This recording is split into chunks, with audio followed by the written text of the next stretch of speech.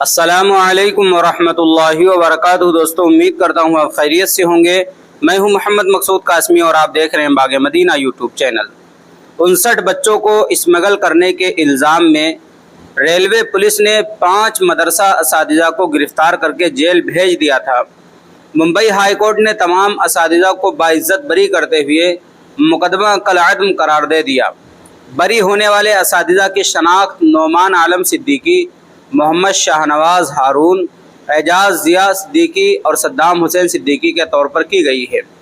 High court نے FIR کو خارج کرتے ہوئے ریلوے پولیس کی غیر ضروری و بیجا کارروائی پر سخت تبصرہ کیا ہے۔ انڈین ایکسپریس کی رپورٹ کے مطابق منمار اور بھساول میں ریلوے پولیس نے مئی 2023 میں مدرسے کے 5 اساتذہ کے خلاف 2 مجرمانہ مقدمات درج کر کے جیل بھیج دیا تھا۔ ان پر 59 بچوں کو بہار سے مہاراشٹر اسمگل کرنے اور چائلڈ لیبر کے لیے طور پر استعمال کرنے کا الزام عائد کیا گیا تھا۔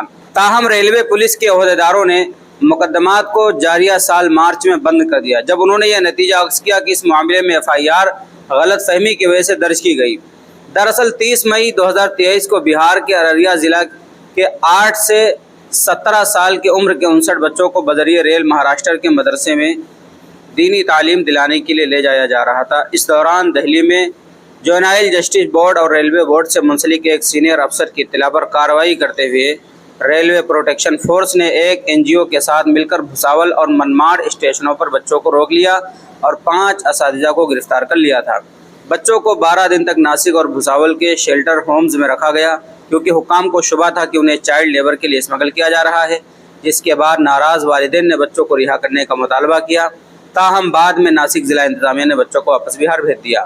RPF حکام نے مدرسے کے 5 اساتذہ کی گرفتاری کے وقت دعویٰ کیا تھا کہ ان کے پاس سفر سے متعلق مناسب دستاویزات نہیں تھے اور تعزیرات ہند کی دفعہ 370 افراد کی اسمگلنگ اور 34 مشترکہ نیت کے تحت اساتذہ کے خلاف FIR درج کی گئی تھی، جو بعد میں غلط ثابت ہوئی، جسے اب غلط فہمی کا نتیجہ قرار دیا جا رہا ہے۔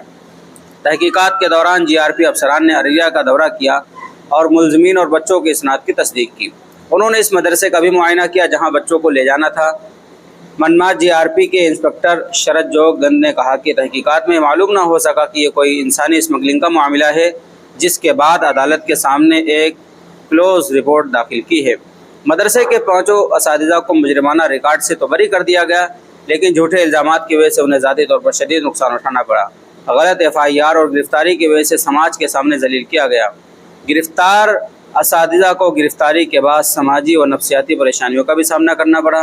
اساتذہ کے ایڈوکیٹ نیاز احمد لودھی نے کہا کہ ہم نے اس بے بنیاد FIR کو منسوخ کرنے کے لیے بمبئی ہائی کورٹ کا رخ کیا تھا۔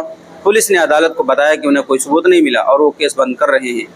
انہوں نے تو پولیس کی غلط کارروائی کی وجہ سے ہونے والی ہراسانی کے لیے حکومت سے معاوضے کا مطالبہ کیا۔ ملک بھر میں مدارس کے اساتذہ نے عدالت کے فیصلے کا خیر مقدم کیا اور ستائش کی۔ دوستو اب آپ حضرات کا اس کے متعلق کیا کہنا ہے نیچے کمنٹ کیجئے۔ پہلی بار چینل پر آئیں سبسکرائب بھی کر سکتے ہیں۔ چلیے دوستو پھر ملتے ہیں انشاءاللہ جلدی کسی نئے ویڈیو میں۔ السلام علیکم ورحمۃ اللہ وبرکاتہ۔